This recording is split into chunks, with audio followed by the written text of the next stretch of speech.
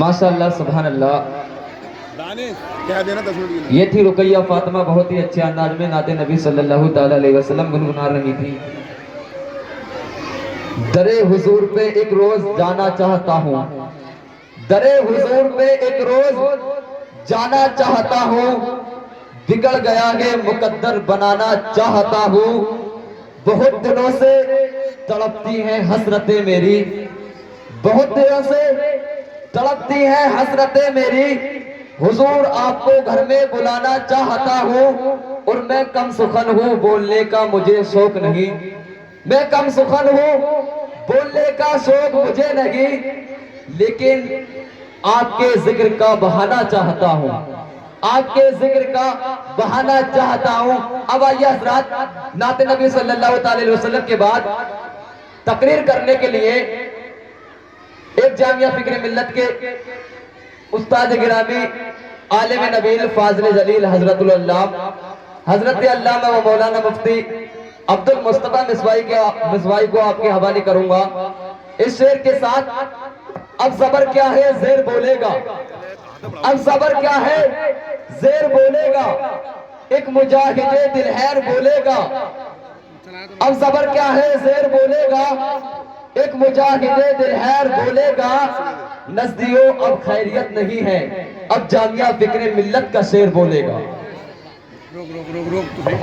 والکرم وآلہ وبارک وسلم صلو علیہ صلاۃ والسلام علیکہ یا رسول اللہ صلی اللہ تعالی علیہ وسلم. دو شعر، اس کے بعد 5 منٹ میں شان صدیق اکبر رضی اللہ تعالیٰ عنہ بیان کروں گا، اس کے بعد گزر ہو جاؤں گا. کہ شب ولادت میں ہم مسلمان نبی کی محفل سجا رہے ہیں.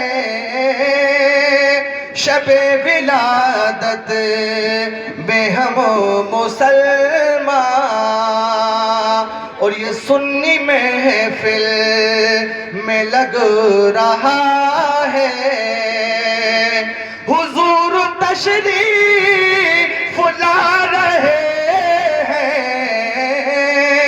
یہ سنی محفل میں لگ رہا ہے. اور یہ شعر دیکھیں کہ ہے کل جہاں پہ ان کا قبضہ، مگر سنا ہے یہ حال ان کا کہ وہ پیٹ پر رکھ کے اپنے پتھر زمانے بھر کو کھلا رہے ہیں.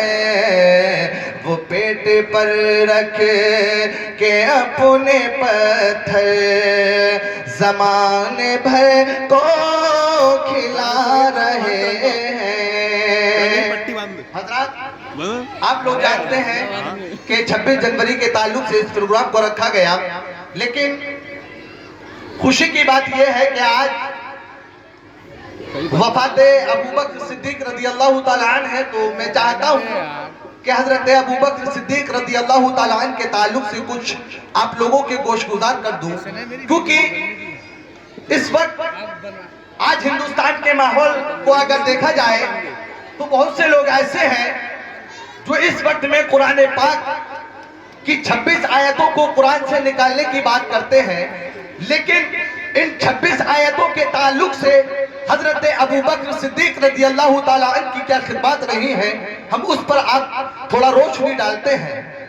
ادھر زمانہ ابوبکر صدیق رضی اللہ تعالیٰ عنہ ہے، جنگ یمامہ میں 70 حافظ قرآن کو شہید کر دیا گیا، جن کا مطلب یہ تھا کہ جب 70 حافظ قرآن کو شہید کیا جائے گا تو قرآن دنیا سے ختم ہو جائے گا.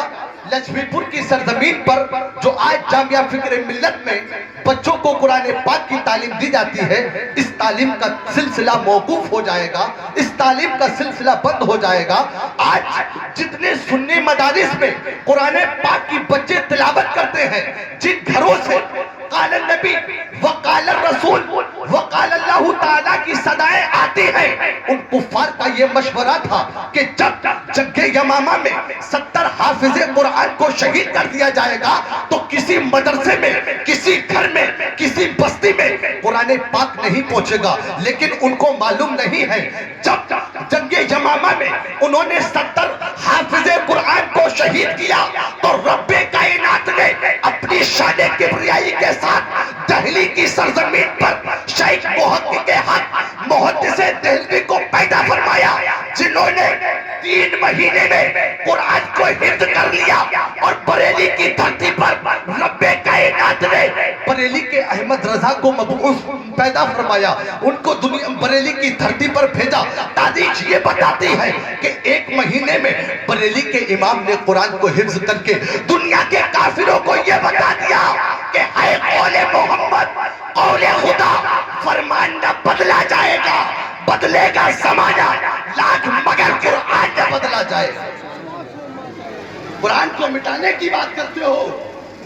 حضرت عمر رضی اللہ تعالیٰ عنہ جنگ یمامہ کے بعد حضرت عمر حضرت ابو بکر صدیق رضی اللہ تعالیٰ عنہ کی بارگاہ میں آتے ہیں، اور آ کر کے حضرت عمر نے حضرت ابو بکر صدیق رضی اللہ تعالیٰ عنہ کی بارگاہ میں عرض کی، اے حضرت ابو بکر، قرآن کو جمع کیا جائے، اس لیے کہ جنگ یمامہ میں 70 حافظ قرآن کو شہید کر دیا گیا ہے، اور قرآن ہمیں لچھمی پور کی سرزمین پر بھی پہنچانا ہے، ہندوستان میں بھی ہمیں قرآن بھیجنا ہے، قیامت تک ہمیں قرآن کو باقی رکھنا ہے۔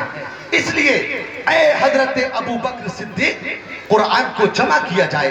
حضرت ابو بکر صدیق رضی اللہ تعالیٰ عنہ ارشاد فرماتے ہیں، کیف افعلہ لم یفعل النبی صلی اللہ تعالیٰ علیہ وسلم، اے عمر تم کیا بول رہے ہو؟ جس کام کو اللہ کے رسول نے نہیں کیا، ابو بکر صدیق اس کام کو کیسے کر سکتا ہے؟ حضرت عمر رضی اللہ تعالیٰ عنہ ارشاد فرماتے ہیں، واللہ ہوا خیر یا ابا بکر، اے ابو بکر صدیق یہ بہت بہتر کام ہے، قرآن کو جمع کر لیا جائے۔ حافظ قرآن کو جنگ یمامہ میں شہید کر دیا گیا ہے، قرآن کو ہمیں قیامت تک پہنچانا ہے، اس لیے بہتر یہ ہے کہ قرآن کو جمع کر لیا جائے۔ دونوں کے درمیان یعنی حضرت ابو بکر اور حضرت عمر کے درمیان بحث و مباحثہ چل رہا تھا، اتنے میں حضرت ابو بکر صدیق رضی اللہ تعالیٰ عنہ ارشاد فرماتے ہیں، شرح اللہ صدری لذالک کما شرح صدر عمر، اللہ نے ابو بکر کے دل کو اس کام کے لیے کھول دیا ہے جس کام کے لیے عمر کے دل کو کھولا ہے۔ یعنی حضرت ابو بکر صدیق نے ارشاد فرمایا کہ قرآن کو جمع کیا جائے۔ تاریخ یہ بتاتی ہے کہ جنگ یمامہ کے بعد حضرت ابو بکر صدیق رضی اللہ تعالیٰ عنہ کی خدمت جو سب سے پہلے دین اسلام کے لیے خدمت تھی وہ یہی تھی کہ حضرت ابو بکر صدیق نے اپنے دور خلافت میں حضرت عمر کے ساتھ قرآن کو ایک تھیلے میں اکٹھا کیا تھا۔ یہی حضرت ابو بکر صدیق کی خدمت ہے کہ اس وقت میں حضرت ابو بکر صدیق نے قرآن کو ایک تھیلے میں اکٹھا کیا۔ وہی وجہ ہے کہ حضرت ابو بکر صدیق کی وہ خدمت آج ہمارے اس کام میں آئی ہے کہ آج جامعہ فکر ملت میں جو قال اللہ تعالی وقال الرسول کی صدائیں زندہ ہیں، یہ حضرت ابو بکر صدیق کی دین ہے، یہ حضرت عمر کی دین ہے۔ آج ہندوستان کی سرزمین پر جو قرآن پڑھا جا رہا ہے یہ حضرت ابو بکر صدیق کی دین ہے۔ آج جامعہ فکر ملت میں، ازہر یونیورسٹی میں، جامعہ اشرفیہ میں، جامعہ الرضا میں، منظر اسلام میں، دنیا کے جن سنی ممالک یونیورسٹیز کے اندر آج قرآن پاک پڑھا جا رہا ہے، یہ حضرت ابو بکر صدیق رضی اللہ تعالیٰ عنہ کی دین ہے۔ اگر اس وقت میں حضرت ابو بکر نے قرآن کو جمع نہ کیا ہوتا تو ہوتا کیا؟ تو اس کی ذمہ داری خود رب لیتا، اس لیے کہ رب نے فرمایا، اے ابو بکر اگر تم قرآن کی حفاظت نہیں کر سکتے تو سنو، اِنَّا نَحْنُ نَزَّلْنَا الذِّكْرَ وَإِنَّا لَهُ لَحَافِظُونَ، ہم نے قرآن کو نازل کیا ہے، اس کی حفاظت کرنے والے بھی ہم ہیں۔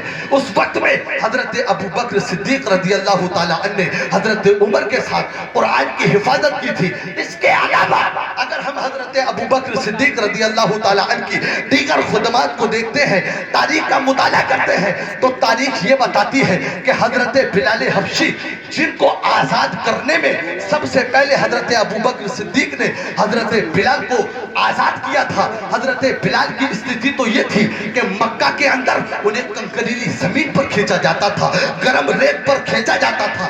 وجہ یہ تھی، کفار یہ بولتے تھے کہ اے بلال اپنا قرض ادا کر دو، لیکن بلال کے پاس اتنا پیسہ نہیں تھا کہ وہ قرض ادا کرتے۔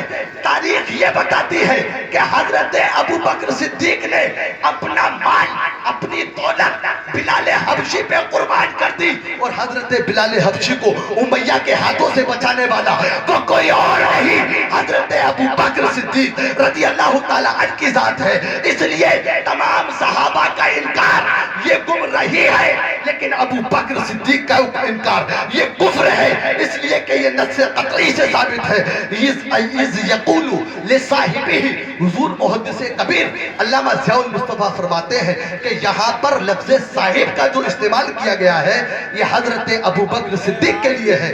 اس لیے تمام صحابہ کا انکار یہ گمراہیت ہے، لیکن ابو بکر کا انکار یہ کفر ہے، اس لیے کہ یہ نص قطعی سے ثابت ہے۔ السلام علیکم۔